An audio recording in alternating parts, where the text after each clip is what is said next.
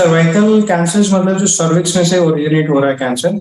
Cervix जो है हमारे बच्चेदानी का मुख द्वार होता है, जो उसको सर्विक्स बोलते हैं। तो वो जो बच्चेदानी के मुख द्वार में जो कैंसर की ग्रोथ होती है उसको सर्वाइकल कैंसर बोलते हैं।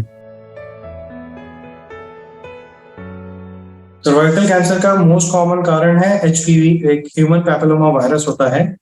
वो वायरस के इन्फेक्शन की वजह से आप कैंसर की रिस्क बढ़ जाती है और ऑलमोस्ट 99% सर्वाइकल कैंसर्स में एचपीवी का इन्फेक्शन पाया जाता है। जो मुख्य कारण अगर हम बात करें तो ये एचपीवी इन्फेक्शन है जो कि सेक्सुअली ट्रांसमिट होता है। तो एचपीवी इन्फेक्शन जो है शरीर में, वो अगर मरीज में किसी अपने पार्टनर के द्वारा वो एचपीवी का वायरस अपनी बॉडी में आ जाए, वो एचपीवी जो है उधर सर्विक्स के टिश्यू में बस जाता है और वहां पे फिर वो ग्रो करता है और वो अल्टीमेटली कैंसर में कन्वर्ट हो सकता है।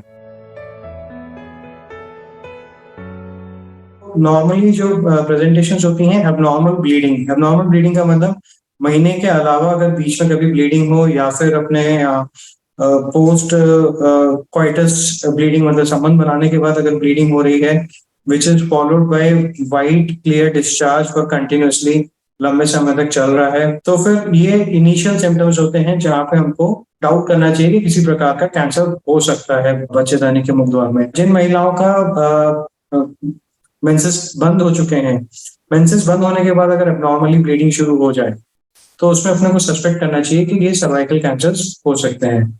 ये शुरुआती सिम्टम्स हैं, जैसे जैसे बीमारी प्रोग्रेस करती है, बीमारी आजू बाजू में फैलती है, तो उसकी वजह से जो है पेशेंट को कमर में दर्द होने की तकलीफें ज्यादा बढ़ जाती हैं, पेशाब की नली में सूजन आने की तकलीफें बढ़ जाती हैं। तो ये जब सिम्टम्स आने लग रहे हैं तो इसका मतलब बीमारी अपनी एडवांस हो चुकी है।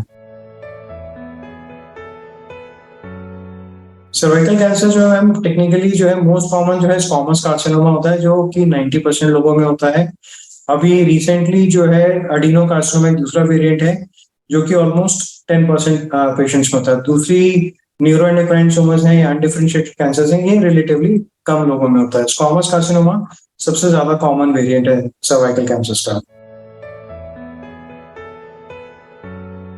सर्वाइकल कैंसर्स के लिए जैसे जैसे मैंने बताया कि शुरू में अगर किसी को ये ब्लीडिंग की तकलीफ है या फिर अबनॉर्मल व्हाइट डिस्चार्ज की तकलीफ है तो आप अपने गायनेकोलॉजिस्ट को जाके दिखा सकते हैं। गायनेकोलॉजिस्ट जो है वो तरीके से आपका निरीक्षण करेंगे, आपके जो बच्चेदानी का मुख द्वार है उसको कॉल्पोस्कोपी के द्वारा जो है उसका निरीक्षण करते हैं और अगर कभी उनको कहीं डाउट होता है तो वो उसमें से बायोप्सी का एक सैंपल ले लेते हैं जो कि कंफर्म करता है कि ये कैंसर है या नहीं है। अगर कोई विजिबल ग्रोथ नहीं है तो एक पैप्समियर करके जांच होती है जो कि स्क्रीनिंग में भी इस्तेमाल होता है।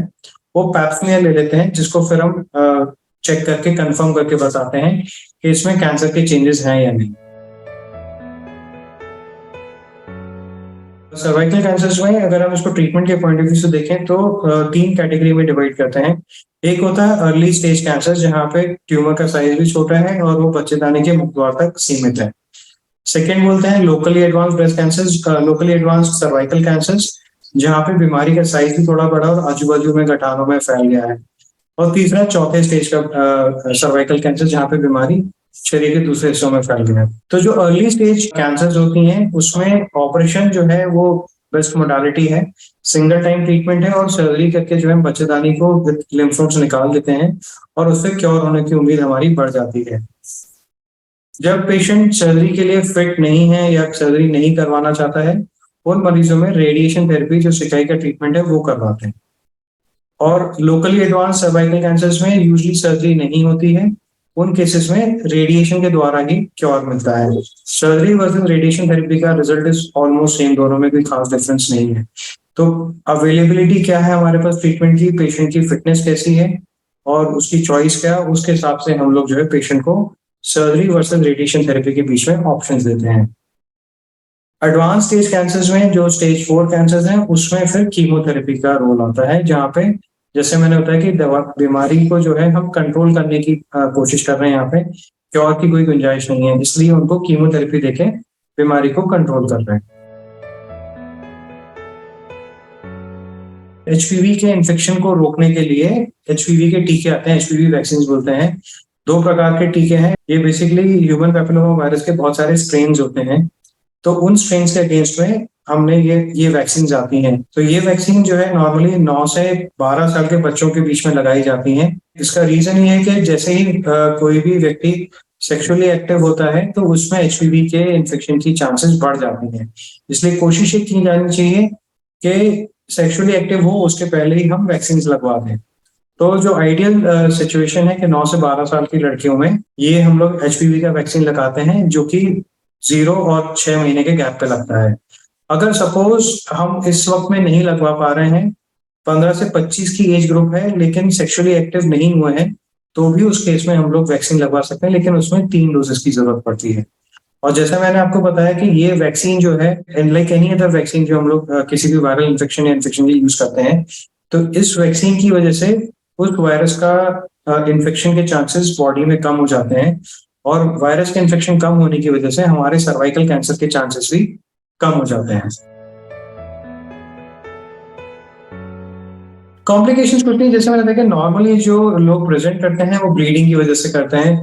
कई बार वो समझ नहीं पाते कि नॉर्मल ब्लीडिंग है या अबनॉर्मल ब्लीडिंग है। तो मैं यही बोलूंगा कि किसी को भी अबनॉर्मली ब्लीडिंग हो रही है या कंटिन्यूसली ब्लीडिंग चालू है, स्पेशली उन महिलाओं में जिनमें महीने बंद हो चुके हैं, मेनोपॉजल हैं, उसमें उन लोगों में अगर ब्लीडिंग या डिस्चार्ज की कंप्लेंट्स आ रही हैं, या फिर जिनके मेंसेस चल रहे हैं उनको पोस्ट कॉइटस मतलब संबंध बनाने के बाद ब्लीडिंग हो रही है या वाइट डिस्चार्ज लंबे समय तक चल रहा है, तो आप तुरंत जाके अपने गायनेकोलॉजिस्ट को या कैंसर विशेषज्ञ को जाके एक बार दिखा सकते हैं। वो चेक करके अगर जरूरत पड़ेगी तो फिर वो सैंपल ले लेंगे बायोप्सी का, और उसके बाद फिर उसके हिसाब से उचित इलाज करते हैं।